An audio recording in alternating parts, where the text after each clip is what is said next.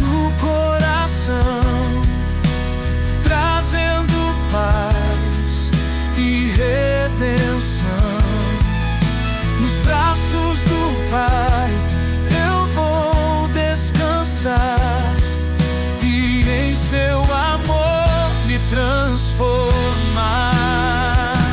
No altar do amor eu quero estar, seguindo sempre a sua voz. Muito bem, Deus abençoe, seguindo aqui firmes em nosso propósito esse ano, que é Nenhum Dia Sem Bíblia.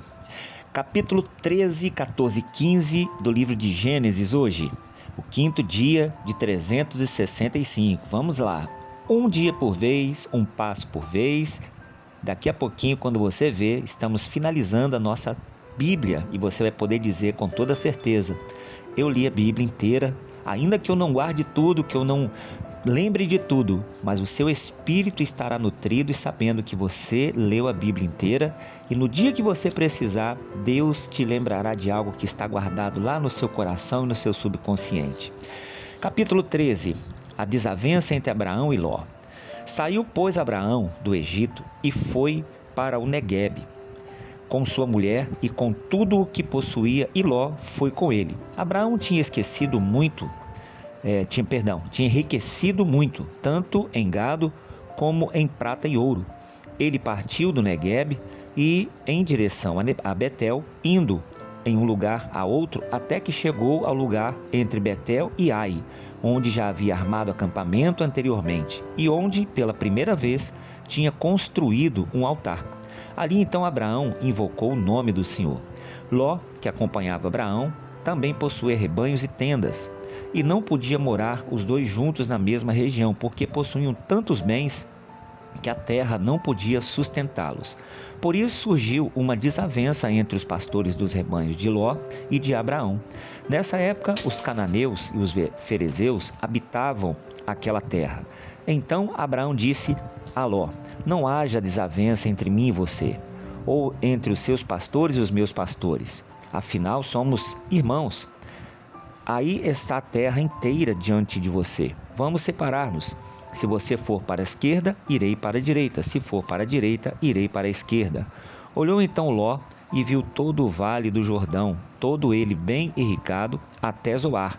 Era como o jardim do Senhor, como a terra do Egito. Isso se deu antes de o Senhor destruir Sodoma. Ló escolheu todo o vale do Jordão e partiu em direção ao leste. Assim os dois se separaram. Abraão ficou na terra de Canaã, mas Ló mudou seu acampamento para um lugar próximo a Sodoma e Gomorra, entre as cidades do vale. Ora, os homens de Sodoma eram extremamente perversos, pecadores contra o Senhor. Disse o Senhor a Abraão, depois que Ló separou-se dele: de onde você está, olhe para o norte, para o sul, para o leste e para o oeste. Toda a terra que você está vendo darei a você e a sua descendência para sempre. Tornarei a sua descendência tão numerosa como o pó dessa terra. Se for possível contar o pó da terra, também se poderá contar a sua descendência. Percorra esta terra de alto a baixo, de um lado para outro, porque eu a darei a você. Então Abraão mudou seu acampamento e passou a viver próximo aos carvalhos de Manre, em Hebrom, onde construiu um altar dedicado ao Senhor. Gente, você vê que tudo que Abraão fazia, ele levantava um altar a Deus. Aqui não era um sinônimo de Deus pedindo para ele, era ele reconhecendo Deus em todos os detalhes da sua vida. Nossa lição de hoje, ou uma das, devemos reconhecer, levantar sempre altares aonde estivermos para Deus, tanto com gratidão quanto em consagração. Mas temos um grande problema nos dias de hoje: falta de tempo. Faltar tempo para reconhecer Deus, faltar tempo em levantar altares, em valorizar as coisas de Deus, tanto as pequenas quanto as grandes. Então esse ano eu quero encorajar você a levantar altares, mas não altares de problema, altares de reclamação, altares de circunstâncias, né, que vão atrapalhar, tomar o lugar do altar de Deus, que é exatamente colocar Deus ali no seu devido lugar, no dia a dia da sua vida. Vale a pena. Naquela época, Anfatel, rei de Sinear, Arioque, rei de Alazar, Quedorlaomer, rei de Alão, e Tidai, rei de Gorim, foram à guerra contra Bera, rei de Sodoma, contra Birza, rei de Gomorra, e contra Sinabe, rei de Admá, contra Semeber, rei de Zeboim, e contra o rei de Belá, que é Zoar. Todos estes últimos juntaram suas tropas no vale de Sidim, onde fica o mar salgado. 12 anos estiveram sujeitos a Quedorlaomer, mas no 13º ano se rebelaram. No 14º ano, Quedorlaomer e os reis que a ele tinham se aliado derrotaram os Refaíns em Astarote Carnaim, os Zuzins em Arã e os Emins em Savé Kiriataim, e os Oreus desde os montes de Seir até Elparã, próximo ao deserto. Depois voltaram e foram para Emispade, que é Cades Barneia, e conquistaram todo o território dos amalequitas e dos amorreus que viviam em Azazon Tamar.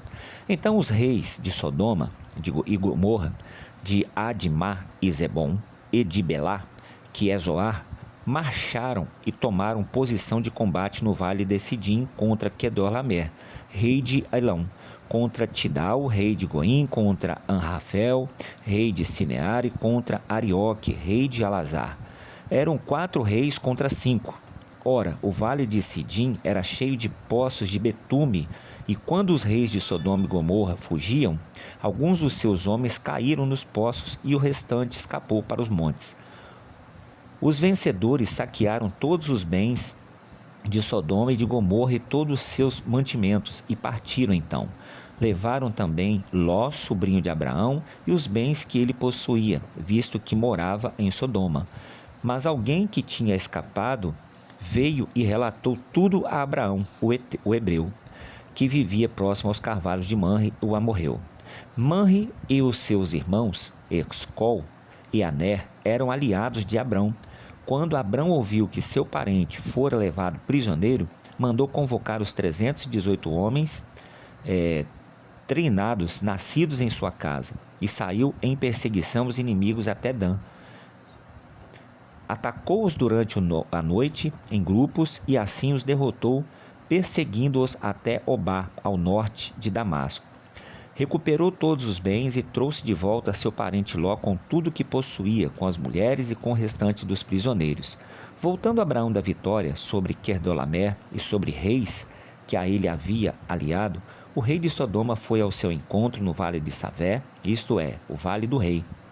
Então Melquisedeque, rei de Salém e sacerdote do Altíssimo, trouxe pão e vinho e abraçou Abraão, dizendo: Bendito seja Abraão pelo Deus Altíssimo, Criador dos céus e da terra.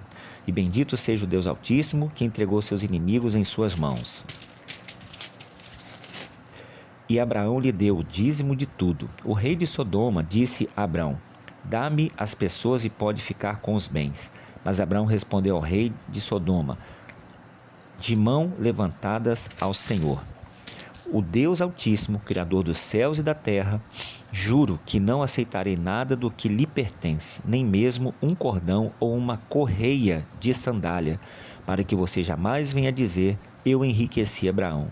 Nada aceitarei, a não ser o que os meus servos comeram e a porção que pertence a Aner, Escol e a Manre, os quais me acompanharam, que eles recebam a sua porção. Depois dessas coisas, o Senhor falou a Abraão uma visão. Não tenha medo, Abraão, eu sou o seu escudo, grande será a sua recompensa. Mas Abraão então perguntou: Ó soberano Senhor, que me dará se continuo sem filhos, e o herdeiro o herdeiro que possuo é Eliezer, o Damasceno? E acrescentou então: Tu não me deste filho algum. Um servo da minha casa será então o meu herdeiro. Então o Senhor lhe deu a seguinte resposta: Seu herdeiro não será esse. Um filho gerado por você mesmo será o seu herdeiro. Levando-o para fora da tenda, disse-lhe: Olhe para o céu e conte as estrelas, se é que pode contá-las. E prosseguiu: Assim será a sua descendência. Abraão creu no Senhor e isso lhe foi dado crédito como justiça. Disse-lhe ainda: Eu sou o Senhor que te tirei de Ur dos Caldeus para dar-lhe esta terra como herança. Perguntou-lhe Abraão então: Ó soberano Senhor, como posso saber que tomarei posse dela? Respondeu o Senhor: Traga-me uma ovelha, uma cabra e um carneiro, todos com 3 anos de vida, e também uma rolinha e um pombinho. Abraão trouxe todos esses animais, cortou-os ao meio e colocou cada metade em frente à outra. As aves, porém, ele não cortou. Nisso, aves de rapina começaram a descer sobre os cadáveres, mas Abraão as enxotava. Ao pôr do sol, Abraão foi tomado de sono profundo, e eis que vieram sobre ele trevas densas e apavorantes. Então o Senhor lhe disse: Saiba que os seus descendentes serão estrangeiros, numa terra que não lhe pertence, onde também serão escravizados e oprimidos por 400 anos. Mas eu castigarei a nação a quem servirão como escravos, e depois de tudo sairão com muitos bens. Aqui nós estamos falando do Egito, da libertação de Moisés, que causou tudo aqui. Deus já tinha revelado a Abraão.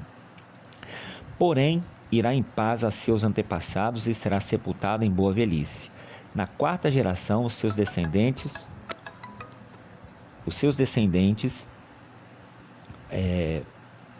voltarão para cá, porque a maldade dos amorreus ainda não atingiu a medida completa.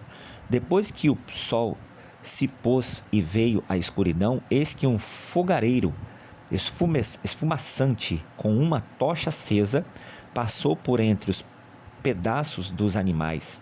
Naquele dia o Senhor fez a seguinte aliança com Abraão: aos seus descendentes dei esta terra, desde o ribeiro do Egito até o grande rio, o rio Eufrates, a terra dos querubins, dos quenezeus, dos sedomineus e dos hititas, dos ferezeus e dos refaíns, dos amorreus, dos cananeus e dos gigantes e dos jebuseus. Queridos, aqui nós temos algumas pequenas lições, O bom dessa leitura é que não vamos ler somente de forma mecânica. A gente vai comentando alguma coisa que Deus traz ao coração. E uma delas aqui é exatamente isso, Quando Deus traz essa palavra para Abraão, Abraão crê e ali ele toma posse daquela bênção. Questione, pergunta, porque é normal.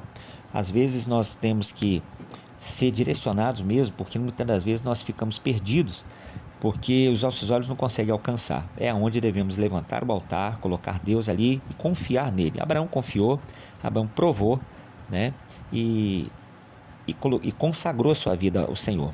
Então vale a pena continuar firme, mesmo que você não veja, continue consagrando e confiando, porque a palavra do Senhor ela não volta vazia e muito menos ela volta atrás.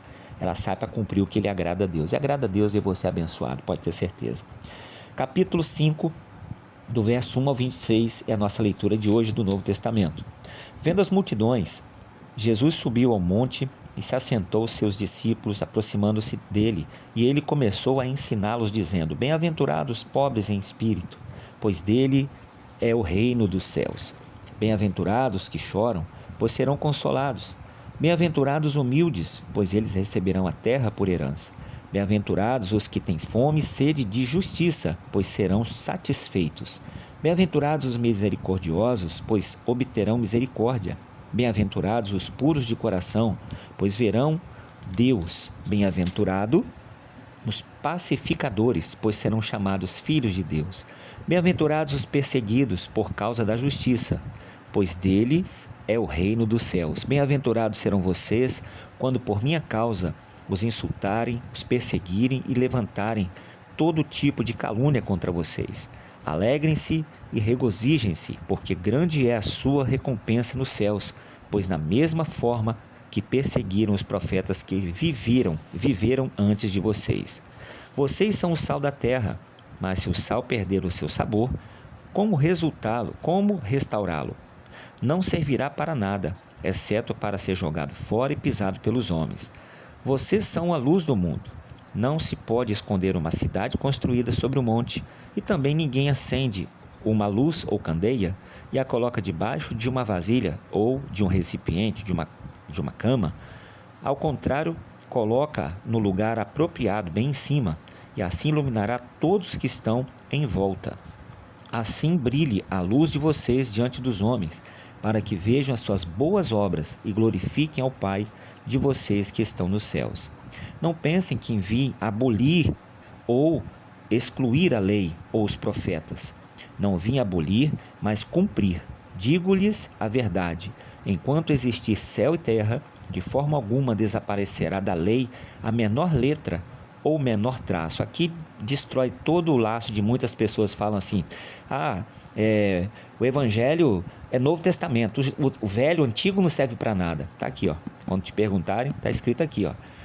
Enquanto existirem céu e terra, de forma alguma desaparecerá da lei nem a menor letra ou menor traço, até que tudo se cumpra. Todo aquele que desobedecer a um desses mandamentos, ainda que dos menores, e ensinar os outros a fazerem o mesmo, será chamado menor no reino dos céus, mas todo aquele que praticar e ensinar esses mandamentos será chamado grande no reino dos céus. Pois eu lhes digo que, se a justiça de vocês não for muita, superior à dos fariseus e mestres da lei, de modo nenhum entrarão no reino dos céus. Quer dizer, aquele que vive o cristianismo do Senhor, esse tem que ser diferente, porque se não for diferente, está se igualando aos religiosos e os fariseus. Que são os fariseus? Doutores da lei, aqueles que dizem assim: faz o que eu falo, mas não faz o que eu faço. Então, para Deus isso é hipocrisia. Vocês ouviram o que foi dito aos seus antepassados: não matarás, e quem matar estará sujeito ao julgamento. Mas eu lhes digo que qualquer que se irar contra seu irmão estará sujeito ao julgamento. Também qualquer que disser a seu irmão racá será levado ao tribunal. E qualquer que disser louco corre o risco de ir para o fogo do inferno. Portanto, se você estiver apresentando sua oferta diante do altar e ali lembrar que seu irmão tem algo contra você, deixe sua oferta ali diante do altar e vá primeiro reconciliar-se com seu irmão, depois volte a apresentar a sua oferta. Entre em acordo depressa com seu adversário que pretende levá-lo ao tribunal. Faça isso enquanto ainda estiver com ele a caminho, pois caso contrário ele poderá entregá-lo ao juiz, e o juiz ao guarda, e você poderá ser jogado na prisão. E eu lhe garanto que você não sairá de lá enquanto não pagar o último centavo. E aqui nós finalizamos a nossa leitura de hoje. E esta é a nossa palavra de hoje. Aqui nós estamos lembrando que esse pedaço aqui não fala de justiça humana, tá, gente? Na caminhada é o caminho com Jesus e a reconciliação com aquele em que pode fazer todas as coisas para nós, que é nosso tempo do dia a dia, nos reconciliando e melhorando a nossa vida com Deus, antes que chegue lá a sentença que nós vamos ter que pagar um preço altíssimo. Fiquem na paz, gente. Um beijo no coração. Até a noite.